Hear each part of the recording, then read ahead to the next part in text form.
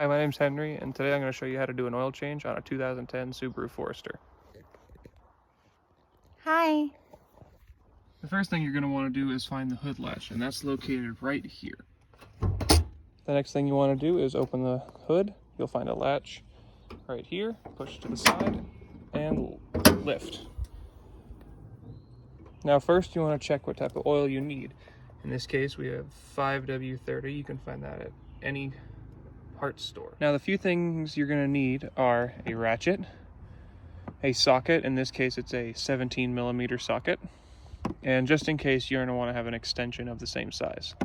Then you're going to need the oil filter itself and what's called a crush washer. This will go on the drain plug after we're done.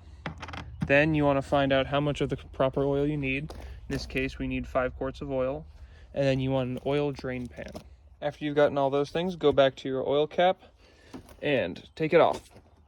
Sometimes it can be a little difficult, so I like to use like a towel so it doesn't hurt my hand.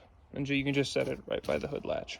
The next step is to grab your oil drain pan and your ratchet and socket and get underneath the car. Then you want to locate your oil pan. It should be the lowest hanging thing out of anything. It should be black like this. Make sure you're on the driver's side, and there is our drain bolt. You're going to take your ratchet, ensure that it's going this direction. Simply place it on, and you just want to push it until you feel it break loose. This may take a second. Now I managed to break it loose, but I had to use the extension, which can be very helpful in these types of situations. Then, once it's loose, you should be able to take it out with just your hands. Unscrew it gently, and make sure your oil pan is located directly underneath the bolt. I'm going to keep screwing it out. And you want to be careful, try not to get any oil on your hands. And once you see oil start coming, what I like to do is I like to give it a quick flick, and then it'll fall into the oil pan. Like that. And now while you're here, you want to check the oil, like with a flashlight, and make sure there are no sparkles of metal in there. So that way you know that the oil is doing its job and it's not taking pieces of the engine with it. You want to just wait for that to drain out. Be careful, it can sometimes start pouring almost backwards. So you want to make sure your oil pan's positioned properly. And there we are. Alright, so I did it off screen, but I fished out my drain plug out of the oil pan. I had to use a plastic bag since I didn't have a glove on hand, so it should look like this, pretty stubby. You're going to want to take the old washer off, just pull it, get like that, toss it in like a box you have over here, and then grab your new one, add it right here, and plop it right on. There we go. Right. Now once you're back underneath the car, you're going to take your drain plug with the new gasket, or washer, whatever you want to call it.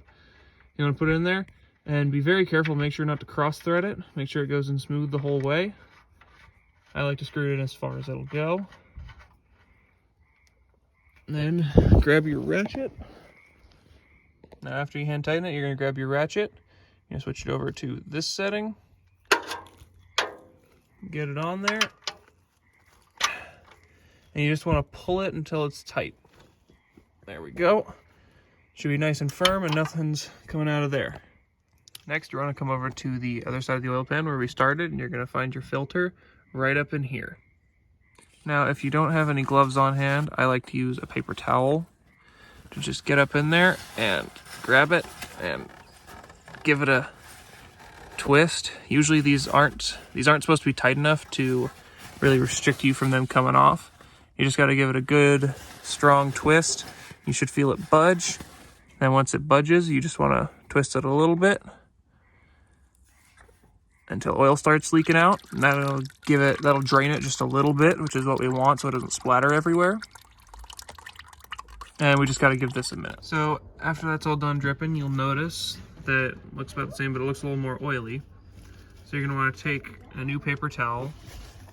You just want to grip around it, that way you don't get your hands oily. It's going to take a while. There's a lot of threads you got to get off.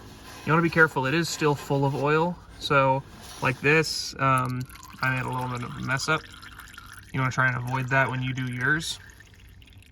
So now when I start the car, all that oil is going to be heated up by the exhaust. It's going to smell bad. So that's what you want to try and avoid. but you just want to let it drip for a second, let it drain out, and then you just want to throw it back in your box. So once you're done, you want to grab your new filter. See, it looks a lot cleaner than the old one. Just want to look up in there, you'll see there's threads that you want to attach it to, and you want to make sure, just like with the drain bolt, you do not want to cross thread it. So you just want to stick it up in there, and you want to feel it out.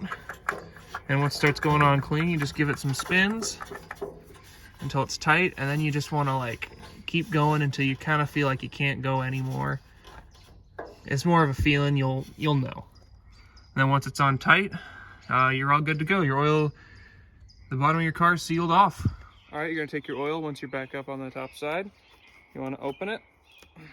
And now you can use a funnel if you're not confident in your pouring abilities. And you're gonna want to go here, start out gently, and just let it flow in. Now we're gonna repeat this process 3 more times, and then we're gonna do about a half quart on the last one, because this only takes 4.4 quarts of oil, not 5. All right, so with the last quart of oil, you'll notice there's a gauge on the side telling you how much is left out of the entire thing. So you're gonna wanna go about to right here. So you're gonna wanna check while you're pouring at regular intervals, like I'm gonna do right now. So you're almost done. All you have to do is place the oil cap back on where you first took it off, so that way oil doesn't splatter everywhere when your car starts running. Then just clean up any excess oil that occurred during the oil change, and make sure to dispose of your oil properly at just about any auto parts store. Enjoy your freshly running car, and Subi gang.